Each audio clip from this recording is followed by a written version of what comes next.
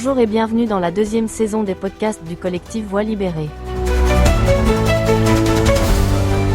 Imaginons un instant qu'on achète une voiture défectueuse. Les freins lâchent, il y a un grave accident. Logiquement, on ne s'attend pas du tout à ce que le patron de l'entreprise s'improvise juge ou thérapeute, ni même qu'il décide tout seul des dédommagements. Non, évidemment, ça n'aurait absolument aucun sens. Exactement. Pourtant, quand on observe le monde des abus institutionnels, c'est précisément cette dynamique un peu absurde qui a prévalu pendant des décennies.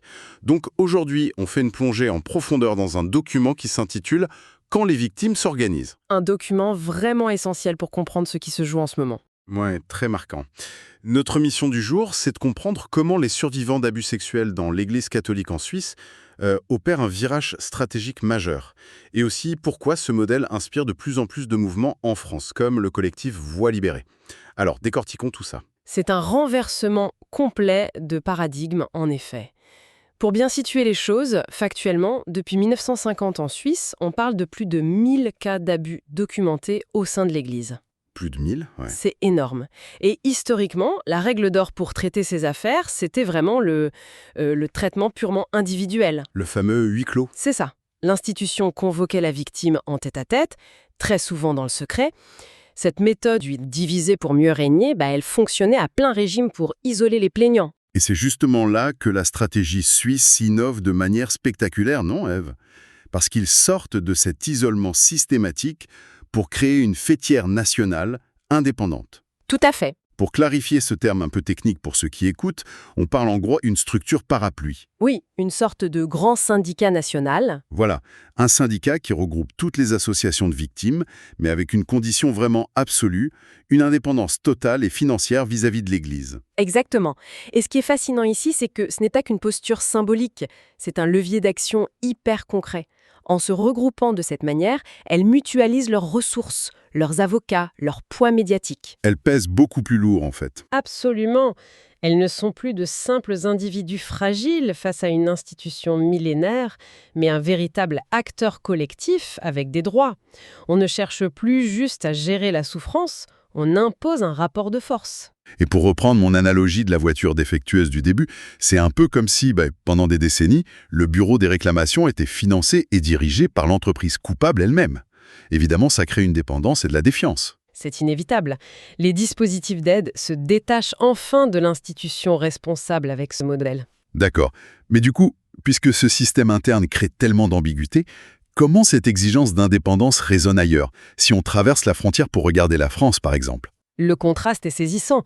En France, il y a eu un séisme monumental avec le rapport de la commission indépendante, la fameuse SIEZ. Ah oui, ça a fait la une partout, ou mi. Un choc énorme qui a révélé des centaines de milliers de victimes et qualifié le phénomène de mal systémique. On pourrait s'attendre à une dynamique de regroupement similaire à la Suisse, mais paradoxalement, les victimes françaises restent aujourd'hui encore très fragmentées. Vraiment, hein. Oui, des collectifs existent, bien sûr, mais les dispositifs d'aide ou les commissions de réparation de l'Église en France sont encore largement contestés. Attends, je me fais l'avocat du diable une seconde.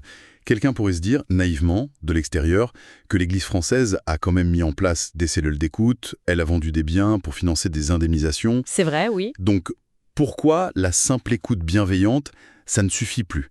Qu'est-ce que tout ça signifie, au fond, pour que des mouvements comme Voix libérée réclament de passer au modèle suisse ? Si on relie cela à une vision plus large, le cœur du problème, c'est la gouvernance. L'écoute bienveillante et les chèques, ça ne suffit absolument plus si les victimes ne sont pas aux commandes. Ah, l'institution garde le contrôle, en fait. Exactement. En France, l'institution garde encore largement la main sur le tempo, les comités, alors que le modèle suisse pose une exigence intransigeante. Ce sont les victimes et elles seules qui doivent diriger la structure d'aide. Parce qu'elles connaissent les failles. C'est ça. Seules les victimes savent précisément où le système a failli et quels sont les angles morts où les prédateurs s'engouffrent. Pour exiger des normes contraignantes et faire de la prévention efficace, l'expertise doit venir du terrain, pas de la hiérarchie. C'est une distinction brillante. Et c'est là que ça devient vraiment intéressant pour notre analyse. Il ne s'agit plus juste de raconter son traumatisme, mais d'utiliser cette épreuve comme une expertise technique redoutable pour forcer la machine à changer. Tout à fait. Ça prouve à quiconque écoute cette analyse qu'un groupe marginalisé n'est pas condamné à rester un simple problème à gérer. Il peut s'organiser pour devenir une force politique crédible et incontournable. Absolument. Et cela soulève une question importante pour conclure. Si cette auto-organisation totale réussit à faire plier ou du moins à transformer une institution aussi ancienne et puissante que l'Église catholique, imaginons les répercussions. C'est clair. Ça donne le vertige. Seront d'attendre la justice interne pour prendre eux-mêmes le contrôle absolu de leurs propres tribunaux. Ah, c'est la réflexion clé à retenir aujourd'hui. Le vieux bureau des réclamations géré par le coupable pourrait bien fermer définitivement ses portes. Voilà de quoi nourrir d'intenses réflexions sur l'avenir de la justice institutionnelle.